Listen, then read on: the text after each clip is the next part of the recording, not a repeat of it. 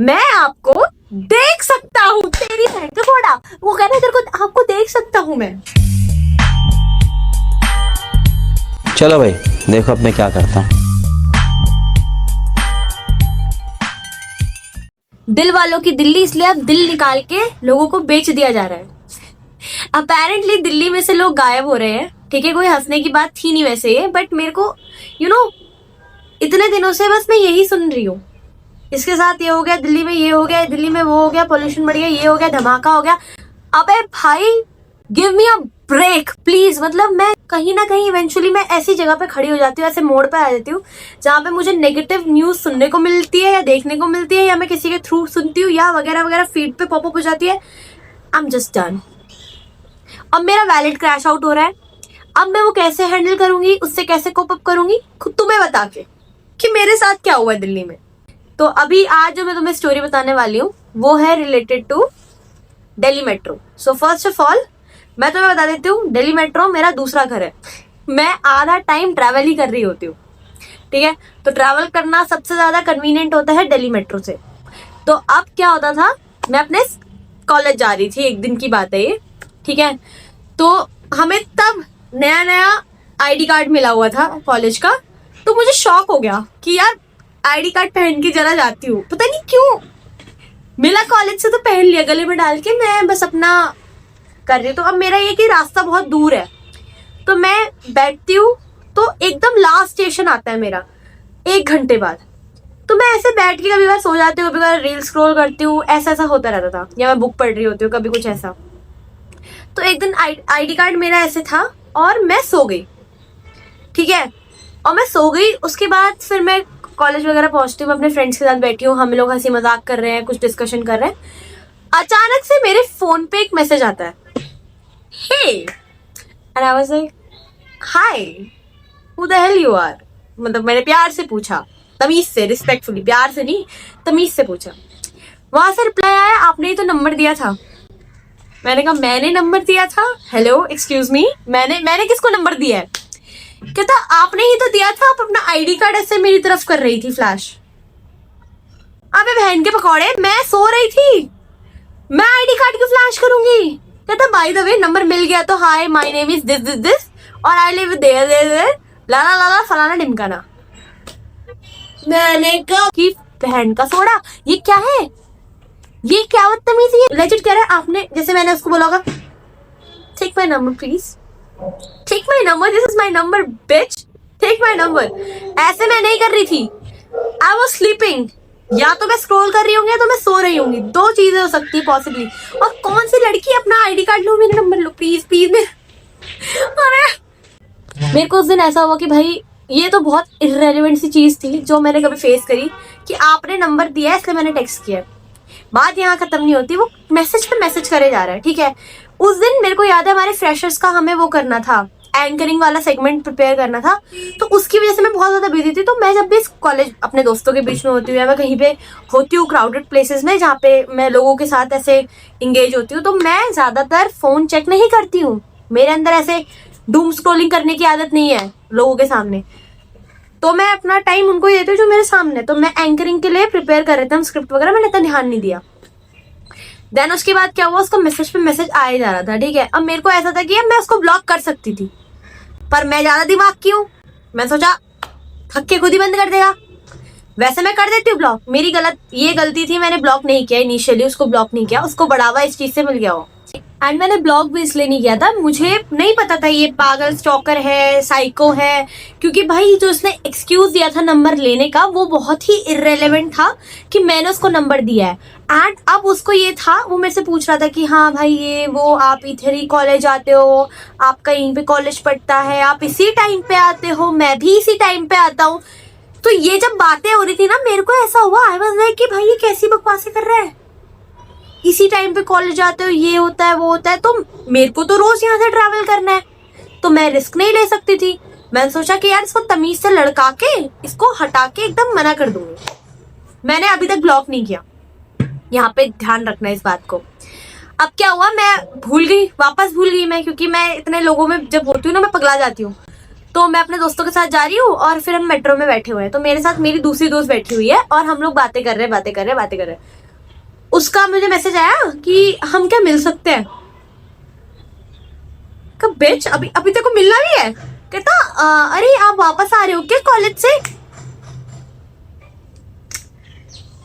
ये उसको कैसे पता कि मैं वापस आ रही हूँ कॉलेज से? मेरी फट गई। फिर मैंने उसको मैंने बोला कि अरे नहीं, मैं तो बहुत आगे आ चुकी हूँ, आप नहीं आ सकते हो, मैं बहुत आगे निकल चुकी हूँ, रास्ता एकदम अलग हो गया है। वो कहता नहीं हम मिल सकते हैं ना, हम यहाँ इधर मिल सकते हैं, इस वाली स्टेशन पे आप उधर जाना।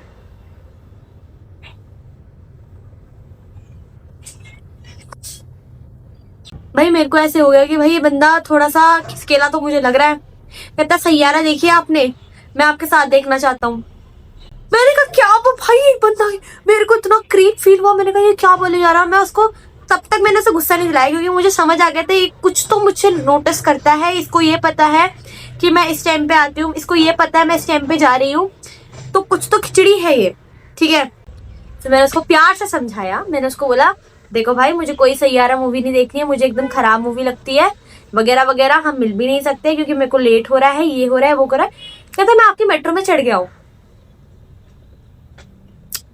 मैं आपकी मेट्रो में चढ़ गया हूँ, मैं आपको देख सकता हूँ, तेरी बहन का घोड़ा। वो कह रहा है तेरे को आपको देख सकता हूँ मैं इसके बाद मेरी फट गई। अब मेरी जो फ्रेंड है उसको कुछ नहीं पता ये क्या चल रहा है, उसको कुछ नहीं पता ना, उसको क्ल्यू है, वो अपनी गॉसिप करे जा रही है। और ये लड़का अब मुझे मैसेज करता है कि मेरे फ्रेंड को आपकी फ्रेंड पसंद आ गई।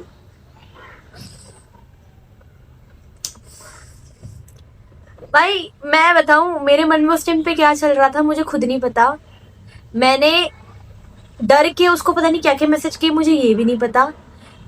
जस्ट टू अवॉइड हिम मैंने उसको पेशेंटली रिप्लाई करने का वो जरिया रखा कि मैं ब्लॉक नहीं करूंगी क्योंकि मेरा मत्था फट रहा है, मैं ये सब नहीं करूंगी। But something is really of and fishy about this guy, because metro में बहुत सारे लोग होते हैं, उसकी हिम्मत नहीं हुई अप्रोच करने की मुझे एक भी बार।